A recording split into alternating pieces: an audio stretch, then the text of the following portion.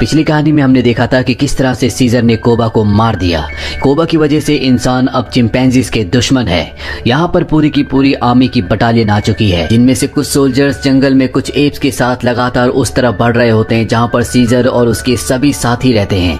दरअसल ये जो एप्स इंसानों के साथ है, ये कभी कोबा के साथ ही हुआ करते थे, लेकिन अब ये इंसानों के लिए काम करते हैं। इंसान इन्हें डोंकीज कहते हैं। अब ये सोल्जर्स अपने डोंकीज यानी एप्स के साथ उस जगह पहुंच जाते हैं जहाँ पर सीजर और उसके साथियों की सरहद है। यहाँ पर कुछ एप्स होते हैं जो पहरा दे रहे होते हैं और तभी एक सोल्जर उनमें से एक एप को गोली मार देता है। गोली की आवाज सुनकर सभी एप्स इनके ऊपर हमला कर देते हैं, जिससे लगभग सभी सोल्जर्स मारे जाते हैं। यहाँ पर एक सोल्जर को दिखाया जाता है जिसका नाम प्रीचर है और रेडियो पर कर्नल को सब कुछ बताता है कि यहाँ पर क्या हुआ। पर तभी यहाँ पर एप्स आ जाते हैं जो प्रीचर और उसके 3 जिंदा साथियों को और साथ ही एक एप को जिसका नाम रेड है उसे पकड़कर अपने इलाके में ले जाते हैं, जहाँ पर सीजर उनके सामने आता है और वो प्रीचर को बताता है कि इंसानों से जंग उसने शुरू नहीं की थी, बल्कि कोबा नाम के एक एप ने की थी जिसे मैंने मार दिया। और एक यही कारण है कि कोबा के जितने भी साथी थे वो मेरे डर से इंसानों के साथ शामिल हो गए। अब यहाँ पर जो रेड होता है वो एप जो इंसानों का साथ दे रहा है, वो सीजर से कहता है कि मैं तुम्हारे डर से इंसानों के साथ शामिल नहीं हुआ, बल्कि मुझे पता है कि कर्नल बहुत ताकतवर है, वो तुम सबको खत्म कर देगा। सीजर अपने साथियों से कहता है कि रेड को बंदी बना लिया जाए, जबकि वो चारों के चारों सोल्जर्स को घोड़े पर बिठाकर वापस भेज देता है। दरअसल सीजर इंसानों के साथ जंग नहीं चाहता, बल्कि वो शांति चाहता है। अब जितने भी एप्स जख्मी होते हैं नदी के किनारे अपने जख्मों को धो रहे होते हैं और तभी यहाँ पर एक एप आता है जो रेड को बंदी बनाकर ले गया था। वो बताता है कि रेड भाग चुका है। अब यहाँ पर सीजर का बेटा रेड आई भी अपने दोस्त के साथ आ जाता है। दरअसल वो अपने दोस्त के साथ एक बहुत लंबी जर्नी पर गया था। वो ये देखने गया था कि एप्स के लिए कौन सी जगह सुरक्षित हो सकती है और यहाँ आने के बाद वो बताता है कि उसे एक जगह मिल चुकी है जहाँ पर सभी एप सुरक्षित तरीके से रह सकते हैं। अब यहाँ पर एक एप जिसका नाम विंटर है वो सीजर से कहता है कि हमें आज ही निकल जाना चाहिए क्योंकि यहाँ पर खतरा बहुत ज्यादा बढ़ चुका है। सीजर कहता है कि सही वक्त आने पर हम यहाँ से निकल जाएंगे। रात को सीजर देखता है कि झरने की दूसरी तरफ कुछ रोशनियां हैं और जब वो झरने के पास जाता है तो वहाँ पर उसे एक रस्सी मिलती है। वो समझ जाता है कि कर्नल और उसके सोल्जर्स यहाँ पर पहुंच चुके हैं। वो सबको इन्फॉर्म कर देता है और अब इंसानों के और एप्स के बीच में एक घमासान लड़ाई शुरू हो जाती है। एप्स यहाँ पर कई सोल्जर्स को मार देते हैं और तभी सीजर को अपनी पत्नी और बच्चों का ध्यान आता है और जब वो उस जगह पहुंचता है जहां पर उसकी पत्नी और बच्चे थे तो वो देखता है कि वहां पर कर्नल है जो उसकी पत्नी और बड़े बेटे ब्लू आई को मार चुका होता है। दरअसल कर्नल को ये लगा था कि ब्लू आई सीजर है। सीजर अपने परिवार की मौत से गुस्से में आग बबूला हो जाता है। वो कर्नल को मारने के लिए उसके पीछे जाता है, लेकिन तब तक कर्नल रस्सी के सहारे यहाँ से निकल जाता है। सीजर जब वापस अपनी पत्नी और बड़े बेटे की डेड बॉडी के पास आता है तो वहाँ पर उसका छोटा बेटा भी पत्थरों के पीछे छुपा होता है। अब यहाँ पर सभी एप्स होते हैं सिवाय एक एप को छोड़ के जिसका नाम विंटर है। अब सबको ये लगता है कि विंटर इंसानों के साथ मिल चुका है, वही सभी इंसानों को यहाँ तक लाया था। सीजर को पता है कि अब ये जगह बहुत ज्यादा खतरनाक है, इसीलिए अपने बड़े बेटे के दोस्त को कहता है कि तुम सभी एप्स को लेकर उस जगह चले जाओ जो पूरी तरह से सुरक्षित है। मैं कर्नल के पीछे अपनी पत्नी और बेटे की मौत का बदला लेने के लिए जा रहा हूँ। यहाँ पर सीजर का जो सबसे अच्छा दोस्त है जिसका नाम मॉरिस है वो कहता है कि मैं भी तुम्हारे साथ चलूंगा। हालांकि सीजर नहीं चाहता कि उसके साथ कोई भी आए, लेकिन उसका दोस्त मॉरिस और 2 और चिंपैंजीज उसके साथ उसके सफर पर आगे बढ़ चलते हैं। ये चारों के चारों एक घर के बाहर पहुंचते हैं जहां पर एक आदमी को देखते हैं। इससे पहले कि वो आदमी इन पर गन से फायर करता, सीजर उसे मार देता है और अब जब ये घर के अंदर जाते हैं तो इन्हें वहां पर कोई भी नहीं मिलता। वहां पर सिर्फ एक बच्ची होती है और जब मॉरिस उस बच्चे के पास जाता है तो उसे पता चलता है कि वो बोल नहीं सकती। वो सीजर से कहता है कि हमें इसे अपने साथ ले जाना होगा और मॉरिस के कहने पर वो बच्ची को अपने साथ ले जाने के लिए तैयार हो जाता है और अब ये सब के सब यहाँ से कर्नल की तलाश में आगे बढ़ चलते हैं। एक लंबा सफर तय करने के बाद एक जगह पहुंचते हैं जहां पर इन्हें सोल्जर्स का एक कैंप दिखता है। साथ ही यहाँ पर इन्हें अपनी ही टोली का एक एप जिसका नाम विंटर है जो इनकी टोली से गायब हो गया था वो भी वहां पर होता है और ये उस तक पहुंच जाते हैं। विंटर इन्हें बताता है कि कर्नल यहाँ से निकल चुका है। दरअसल वो एक दूसरी सेना की टुकड़ी के पास पहुंचकर उनसे मदद मांगने के लिए यहाँ से निकला है। सीजर विंटर से पूछता है कि तुमने हमारा पता क्यों बताया। विंटर कहता है कि कर्नल ने मुझसे वादा किया था कि वो मेरी जान को बख्श देगा। सीजर उसे कहता है कि तुम्हारी वजह से मेरी पत्नी और मेरा बड़ा बेटा मारा गया और तभी ये देखते हैं कि टेंट के बाहर 2 सोल्जर्स हैं। विंटर अपनी मदद के लिए उन्हें अंदर बुलाना चाहता है, लेकिन ये विंटर का मुंह बंद कर देते हैं और विंटर को मार देते हैं। अगली सुबह यहाँ से सेना की पूरी टुकड़ी निकल जाती है जो कि एक बर्फीली जगह पर जाती है सीजर और उसके साथी भी वहां पर पहुंच जाते हैं और तभी गोलियां चलने लगती है, लेकिन ये गोलियां सीजर और उसके साथियों पर नहीं बल्कि किसी और पर चल रही थी। और जब सोल्जर्स वहां से निकल जाते हैं तो सीजर और उसके साथी उस जगह जाते हैं जहां पर गोलियां चल रही थी। सीजर और उसके साथी देखते हैं कि वहां पर सोल्जर्स ने 3 लोगों को मार दिया, लेकिन उसमें से एक अभी भी जिंदा होता है। वो इन्हें कुछ बताना चाहता है, लेकिन इससे पहले कि कुछ बता पाता उसकी मृत्यु हो जाती है। अब ये एक बार फिर से सोल्जर्स के पीछे जाने लगते हैं ताकि कर्नल को ढूंढकर उसे मार सके। और तभी एक हुड पहना हुआ आदमी इनका घोड़ा चुराकर इस जगह से भाग जाता है। ये सब के सब उसका पीछा करते हैं और तभी इन्हें वो घोड़ा दिख जाता है जो एक पुराने घर के बाहर खड़ा होता है। ये सब के सब घर के अंदर जाते हैं और तभी अंदर से वही हुड पहना हुआ आदमी इनके सामने आता है। और जब वो अपना हुड हटाता है तो ये कोई इंसान नहीं बल्कि ये भी उन्हीं की तरह एक एप होता है, जिसे देखकर ये पूरी तरह से हैरान हो जाते हैं। और इन्हें समझ में आ जाता है कि इस दुनिया में सिर्फ यही नहीं बल्कि और भी बहुत सारे एप हैं जो इंटेलिजेंट हैं। मैं पहले सर्कस में था और मेरा नाम बैड है। अब बैड इन्हें खाने के लिए कुछ देने के लिए एक पैकेट से खाना निकालता है और ये खाने का पैकेट उसी मिलिट्री कैंप का होता है जहाँ पर सीजर और उसके साथियों को जाना है, क्योंकि उसी जगह पे कर्नल है। हालांकि बैड एप उस जगह नहीं जाना चाहता, लेकिन सीजर बताता है कि उन्होंने मेरी पत्नी और मेरे बड़े बेटे को मार दिया।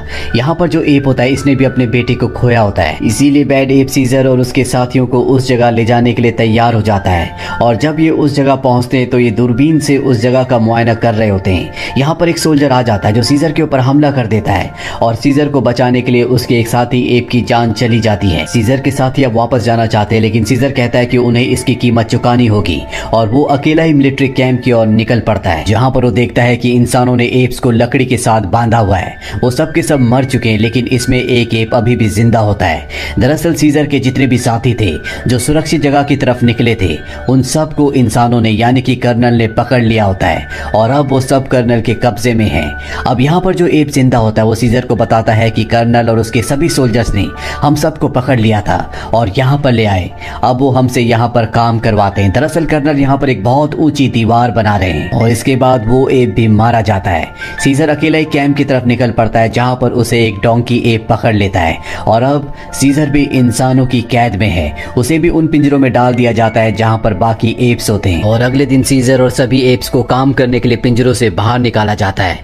तभी एक एप सीजर को बताती है कि ना इन्हें खाना दिया जाता है ना पानी, इनसे सिर्फ काम करवाया जाता है।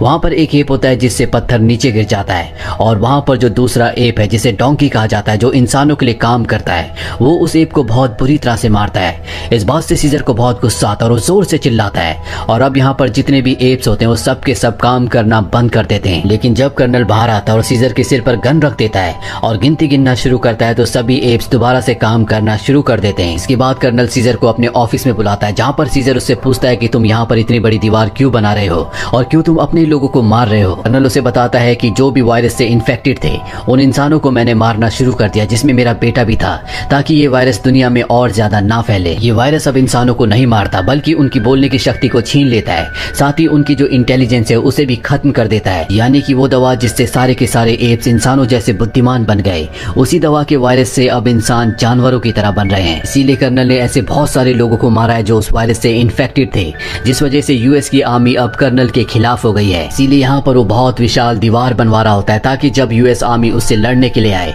तो वो अपने आप को इस दीवार के पीछे क्वारंटीन रखे, ताकि वायरस से भी बचे और ना ही यूएस आर्मी उस तक पहुंच सके। अब यहाँ पर सीजर किसी तरह से कर्नल को अपने साथियों को खाना और पानी देने के लिए मना लेता है, लेकिन सीजर को सजा दी जाती है। उसे ना ही खाना दिया जाता है और ना ही पीने के लिए पानी। अब वो लड़की जिसे सीजर और उसके दोस्त मॉरिस ने बचाया था, जो बोल नहीं सकती, जब उसे पता चलता है कि सीजर को खाना पानी नहीं दिया जा रहा, जिस वजह से उसकी हालत बहुत ज्यादा खराब हो गई है, तो रात के अंधेरे में वो चुपचाप सीजर तक पहुंच जाती है और उसे पीने के लिए पानी और खाना भी देती है। और इससे पहले कि वो लड़की वहां से निकल पाती, वहां पर कर्नल आ जाता है। कर्नल उस लड़की को देखने वाला होता है कि सीजर का एक साथी कर्नल का ध्यान बटाता है, जो कि सीजर के साथ ही यहाँ तक आया होता है, जिस वजह से कर्नल उस लड़की को नहीं देख पाता, क्योंकि कर्नल ने अगर उस लड़की को देख लिया तो वो उसे मार देगा, क्योंकि वो भी वायरस से इन्फेक्टेड है, इसीलिए वो बोल नहीं पाती। कर्नल सीजर के केज के पास जाता है जिसके अंदर एक डॉल होती है। दरअसल जिस लड़की ने सीजर को खाना खिलाया था और पानी पिलाया था, ये डॉल उसी की होती है जो उसने सीजर को दी थी और कर्नल इस डॉल को उठा लेता है। अब सीजर के साथी को भी केज के अंदर बंद कर दिया जाता है। वो सीजर को बताता है कि हमने यहाँ से निकलने का एक प्लान बनाया है। बाहर मॉरिस और बैड एप है जो कि सुरंग खोदेंगे और सभी चिंपैंजीज को यहाँ से निकाल देंगे। अगले दिन सीजर और उसका साथी जब काम कर रहे होते हैं तो सीजर का साथी दूर से मॉरिस को इशारों में बताता है कि कहाँ पर सभी के सभी चिंपैंजीज को कैद कर रखा गया है ताकि वो जमीन के नीचे टनल से उस जगह पर सुरंग खोद सके। अब मॉरिस और उसका साथी बैड एप वहाँ पर सुरंग खोद देते हैं और रात को जो गार्ड पहरा दे रहा होता है उसे नीचे खींच लेते हैं। उसके पास चाबियां भी होती है उन सभी केजेस की जहां पर एप्स बंद हैं। सभी एप्स को आजाद कर दिया जाता है और आज रात को यूएस की सेना यहां पर हमला करने वाली है क्योंकि वो कर्नल के खिलाफ है। सीजर अपने सभी साथियों को सुरंग से सुरक्षित निकाल देता है लेकिन वो खुद नहीं जाता क्योंकि वो अपनी पत्नी और अपने बेटे का बदला कर्नल से लेना चाहता है। लेकिन जब वो कर्नल के रूम में पहुंचता है तो वो देखता है कि कर्नल ने बहुत ज्यादा अल्कोहल पी रखी है। वो बोल भी नहीं पा रहा होता क्योंकि अब वो भी उस वायरस से इन्फेक्टेड हो गया है जिस वायरस के लिए उसने कई मासूम लोगों की जान ली थी। दरअसल उसने जब सीजर के केस से उस डॉल को उठाया था तो उसे नहीं पता था कि ये डॉल उस लड़की की है जो खुद भी वायरस से इन्फेक्टेड है और इस डॉल के थ्रू उसकी बॉडी में भी वायरस आ चुका होता है और अब वो भी उस वायरस से इन्फेक्टेड है जिस वायरस के लिए उसने कई लोगों को मारा है। अब सीजर उसे देखकर उसे मारना चाहता है लेकिन सीजर उसे मार नहीं पाता। लेकिन कर्नल खुद अपने आप को मार देता है क्योंकि वो जानवरों की तरह जिंदगी नहीं जीना चाहता। वहीं बाहर कर्नल के जितने भी सोल्जर्स होते हैं उनके ऊपर अब यूएस आर्मी हमला कर चुकी होती है। दूसरी तरफ से एप्स निकल रहे होते हैं और जब कर्नल के सोल्जर्स देखते हैं कि एप्स यहाँ से भाग रहे हैं तो वो उन पर हमला कर देते हैं जिससे कई मासूम एप्स की जान चली जाती है।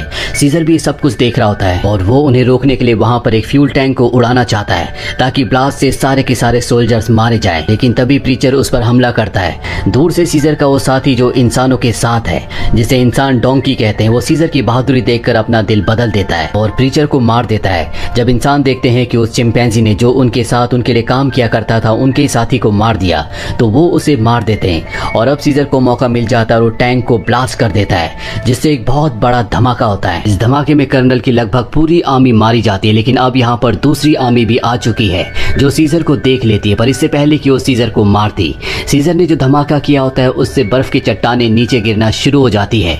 सीजर के जितने भी साथी चिंपैंजीज होते हैं वो सब के सब पेड़ पर चढ़ जाते हैं। साथ ही उस लड़की को भी पेड़ पर ले जाते हैं जो बोल नहीं पाती और अब बर्फ के फिसलने से सारे के सारे इंसान मारे जाते हैं। इसके बाद मॉरिस सीजर के पास आता है। मॉरिस को समझ में आ जाता है कि सीजर अब बच नहीं सकता। वो सीजर को कहता है कि एक दिन मैं तुम्हारे बेटे को जरूर बताऊंगा कि तुम कौन थे और तुमने एप्स के लिए क्या किया था। और इसके बाद सीजर की मृत्यु हो जाती है। तो ये थी पूरी कहानी war for the planet of the apps की।